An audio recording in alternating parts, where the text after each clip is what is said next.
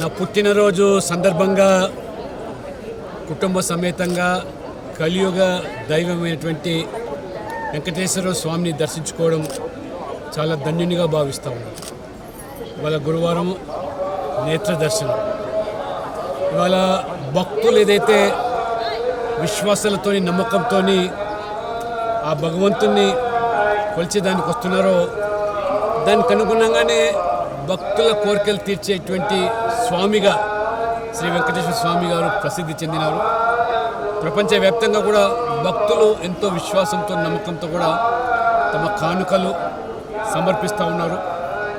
ఈ యొక్క సనాతన ధర్మం యొక్క మరి కాపాడడానికి అదే రకంగా ధర్మం కోసము భక్తులు ఇచ్చేటువంటి కానుకలు.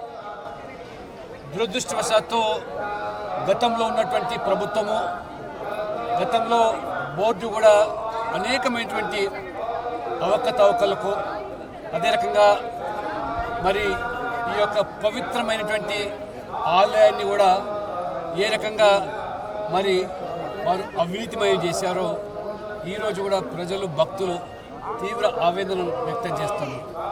ఇవాళ గౌరవనీయులు ముఖ్యమంత్రి చంద్రబాబు నాయుడు గారు ఇవాళ తిరుపతి అభివృద్ధి కోసము లేదా ఈ బోర్డు కూడా అనేక చర్యలు తీసుకుంటున్నప్పటికీ మరి గతంలో జరిగినటువంటి అవకతవకల పట్ల మరి అవినీతి పట్ల పూర్తి స్థాయిలో ప్రస్తుత ప్రభుత్వము మరి విచారణలు జరిపించి చర్యలు తీసుకోవాల్సిన అవసరం ఉందని చెప్పి భక్తులు భావిస్తూ ఉన్నారు.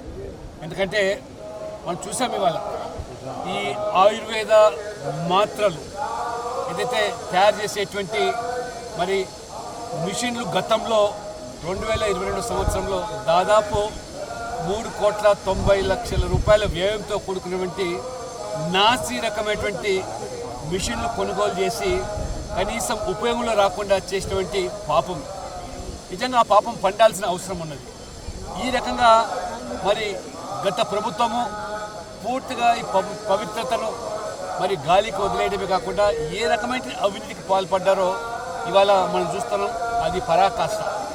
పరకామణిని వదలలేదు, లేదా ఈ యొక్క ఫార్మసీని వదలలేదు. చివరికి అన్నదానం కూడా ఏదైతే అన్నసత్రంలో కూడా గతంలో నేను కూడా మరి ప్రస్తుత బోర్డు సభ్యులు భానుప్రకాష్ రెడ్డి గారు మేము సేవించినప్పుడు అనేక రకాలుగా ఆ రోజు మరి నాసి రకంగా మరి ప్రసాదం వితరణ చేశారు. లడ్డూల్లో జరిగినటువంటి మరి కల్తీ కూడా భక్తులను కలవరపరుస్తున్నది. నేను ముఖ్యమంత్రి గారి గౌరవనీయులు చంద్రబాబు నాయుడు గారికి తప్పకుండా ఒక లేఖ రాస్తాను. గతంలో జరిగినటువంటి ఈ యొక్క అవినీతి కానీ అవకతవకలు కానీ వదలాల్సిన అవసరం లేదు. పూర్తి స్థాయి విచారణ జరపాల్సిందిగా, దర్యాప్తు జరగాల్సిందిగా, ఆ పాపులను కఠినంగా భగవంతుడు ఏ రకంగానూ శిక్షిస్తున్నాడు. కానీ ప్రభుత్వం పైన కూడా మరి బాధ్యత ఉంది కాబట్టి పూర్తి స్థాయిలో వారి మీద చర్యలు తీసుకోవాల్సిందిగా, అటువంటి మళ్ళీ భవిష్యత్తులో పునరావృతం కాకుండా ఉండేదానికి మరి ప్రభుత్వాలు కఠినంగా వివరించాల్సిందిగా నేను మీ ద్వారా కోరుతాను. ఏదైనా ఇక్కడ పవిత్రతను కాపాడాలి. దేవుడు కలియుగ దైవాన్ని మించి, ఆ స్వామివారిని మించి ఎవరు లేరు, ఏది లేదు. కాబట్టి ఆ పవిత్రతను కాపాడడానికి అందరూ కూడా మరి సహకరించాలి. బోర్డు కూడా ఆ దిశలో చర్యలు తీసుకోవాలి.